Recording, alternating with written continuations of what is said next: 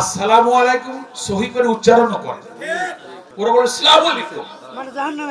ভোটের সময় আসলে নতুন একটা টুপি কেনেন। ধর্ম নিয়ে ব্যবসা আমরা করি না, আমরা ধর্মভিত্তিক জীবন করি নাকি বলেন? আমরা পরিবারে, সমাজে, রাষ্ট্রে, ব্যবসায়, লেনদেনে, রাজনীতিতে সব জায়গায় ধর্ম মানি।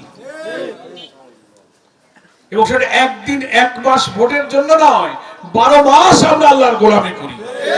আমরা নামাজ পড়ি, 5 ওয়াক্ত, রোজা রাখি, হজ করি, যাকাত দেই, পর্দা মানি, হালাল রুজি করি, ফরজ ওয়াজিব মানি, কবিরা গুনাহ থেকে বেঁচে থাকি। এটা হচ্ছে আমার ধর্ম। আর আপনি ভোটের সময় আসলে নতুন একটা টুপি কেনেন।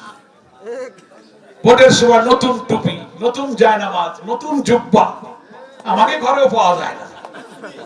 তসবিহ, আতর, খুশবু দেখলে আসসালামু আলাইকুম, আসসালামু আলাইকুম সহি করে উচ্চারণ করে।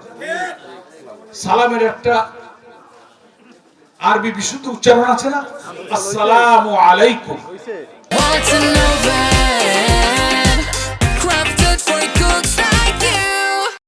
ওরা বলে আসসালামু আলাইকুম, আসসালামু আলাইকুম।